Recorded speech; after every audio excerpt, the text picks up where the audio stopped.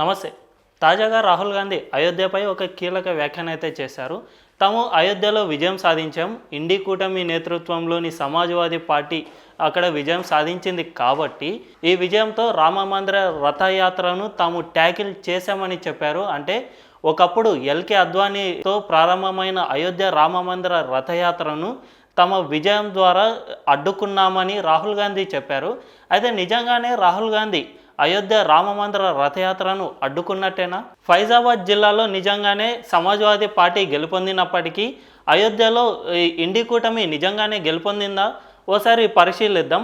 అయోధ్య అనేది 5 అసెంబ్లీ కాన్స్టిట్యుయెన్సీలో ఒకటి. ఫైజాబాద్ జిల్లాలో మొత్తం 5 అసెంబ్లీ నియోజకవర్గాలు ఉన్నాయి. ఆ అసెంబ్లీ నియోజకవర్గాల్లో 2024 సార్వత్రిక ఎన్నికల్లో అయోధ్యలో ఇటు బీజేపీకే మెజారిటీ వచ్చింది. మిగిలిన 4 స్థానాల్లో అటు సమాజ్వాదీ పార్టీకి అయితే మెజారిటీ వచ్చింది. ఒకసారి ఈ మెజారిటీలను పరిశీలిస్తే అయోధ్య అసెంబ్లీలో బీజేపీకి 4000 ఓట్లు అధికంగా వచ్చాయి సమాజ్వాదీ పార్టీ కంటే. ఇటు బికాపూర్లో 29,000 ఓట్ల సమాజ్వాదీ పార్టీకి అధికంగా రాగా, రుదౌలీలో 11,000 ఓట్లు, మిల్కీపూర్లో 7,000 ఓట్లు, దరియాబాద్లో 10,000 ఓట్లు సమాజ్వాదీ పార్టీకి అధికంగా వచ్చాయి. అంటే ఫైజాబాద్ జిల్లాలోని 5 అసెంబ్లీ నియోజకవర్గాల్లో ఒకటైన అయోధ్యలో నిజంగా బీజేపీకే మెజారిటీ వచ్చింది.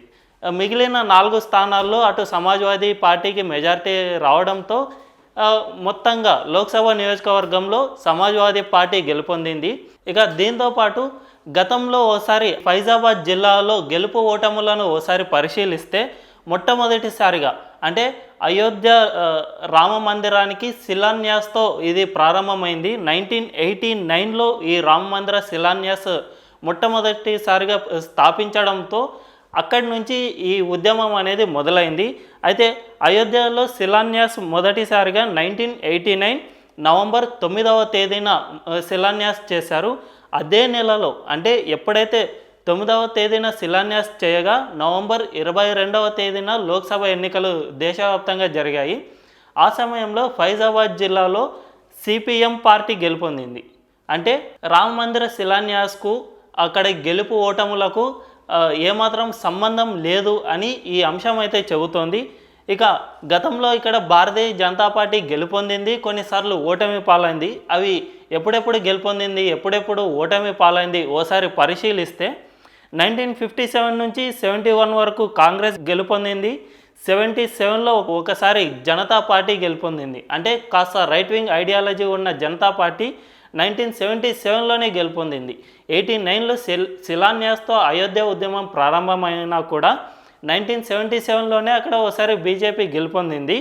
ఇక 1980లో కాంగ్రెస్, 84లో కాంగ్రెస్, 89లో కమ్యూనిస్ట్ పార్టీ ఆఫ్ ఇండియా గెలుపొందింది.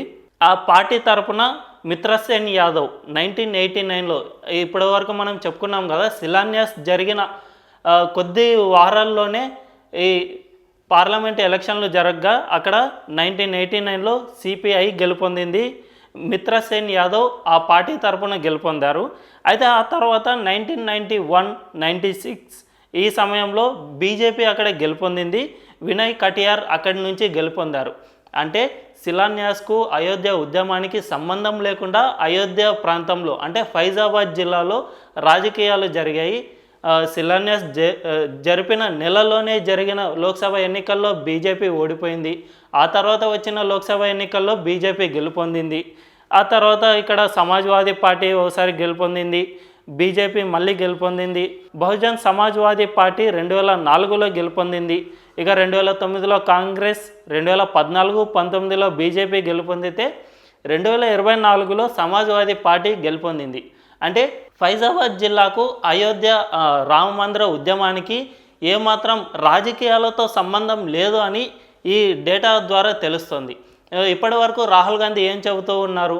అయోధ్య రామ మందిరానికి బీజేపీ రాజకీయంగా ఉపయోగించుకుంటోంది కాబట్టే బీజేపీ ఈ హిందుత్వ రాజకీయాలకు ప్రారంభించడానికి అయోధ్య ఉద్యమాన్ని వాడుకుంది అని రాహుల్ గాంధీ విమర్శిస్తూ వచ్చారు.